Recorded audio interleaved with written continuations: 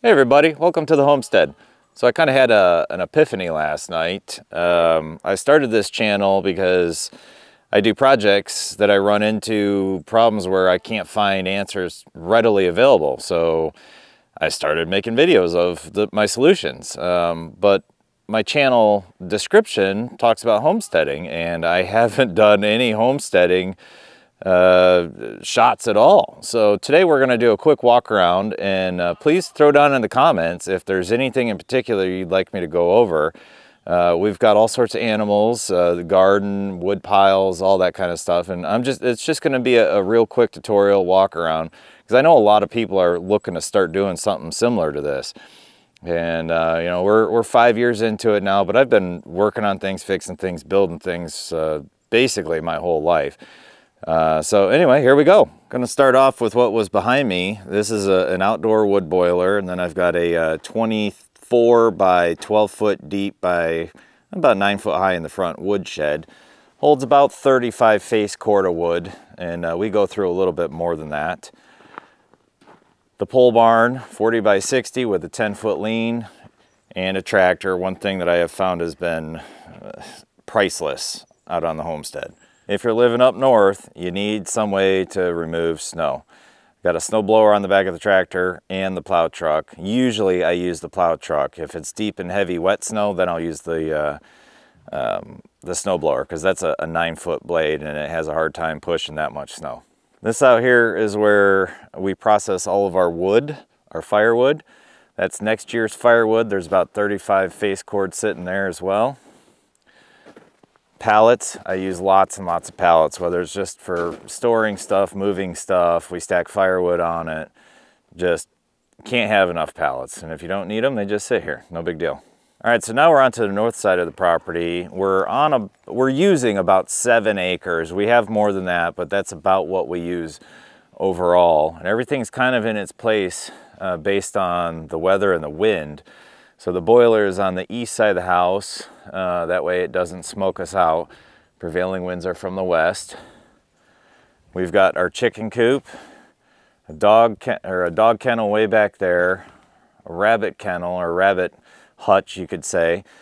We got a hay shed, and then goats are behind that. We'll get to that in just a minute.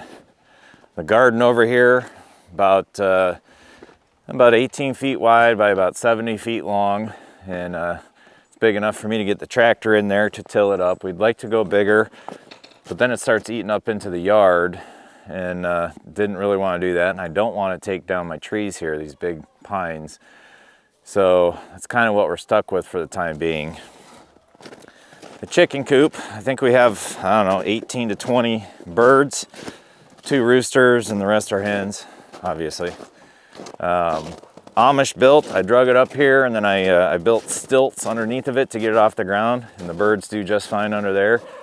And then we enclosed a bigger part. I initially made just this predator-proof run attached right to the coop, but then we added this huge run to it as well, because honestly I was just tired of, we normally let them free range in the summer, but I was just honestly tired of stepping in bird poo everywhere I went. And we can look more at that later in depth. I made this dog kennel because we breed dogs. We got our 4 shepherds over there, mom and dad with two kids. It's about 20 feet long, 12 feet wide. Little dog house, works out really well. We put the boy goats all the way in the back because, yep, they get stinky. We've got 3 boy goats. Right now we've got them all mixed together so they can breed. So we've got 2 boys and 2 girls in this one. They're all happy. Mrs. H is out feeding them today. And our arrangement for the animals, because personally I didn't want animals, so our arrangement is I handle logistics, infrastructure, that kind of stuff. And the missus generally does the daily chores along with our kid.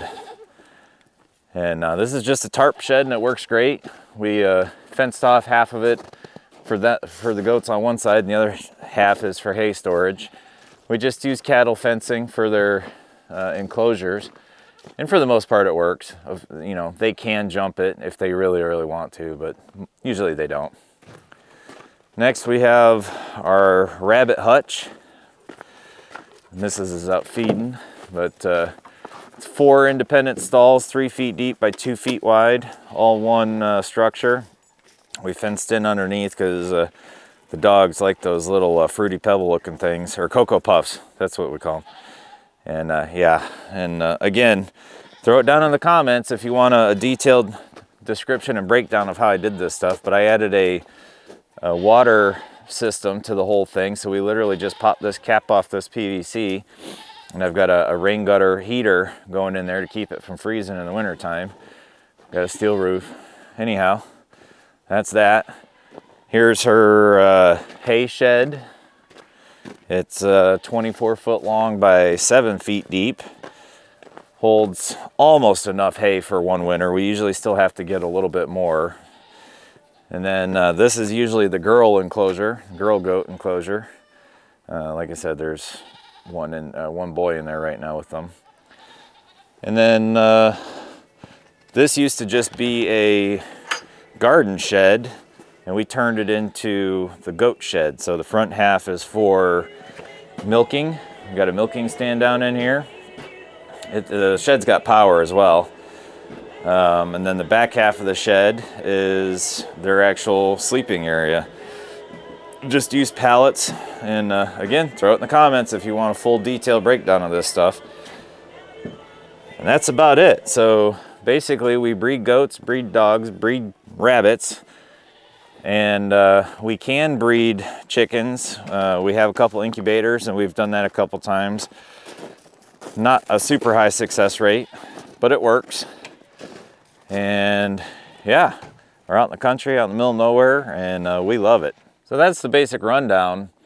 If you got any questions, comments, I'd love to hear your thoughts or even recommendations. I'm constantly doing random projects, and a lot of it's for the farm, a lot of it isn't, and we just keep busy. It is kind of a full lifestyle change, This basically is our day job. Mrs. H does a ton of canning. We can even do a quick video on that as well. We enjoy it. It keeps us really busy. Thanks for watching, and please put suggestions down there for in particulars, that you'd like to see explained or broken down a little bit more. Appreciate you watching. Have a great one. We'll see you on the next video.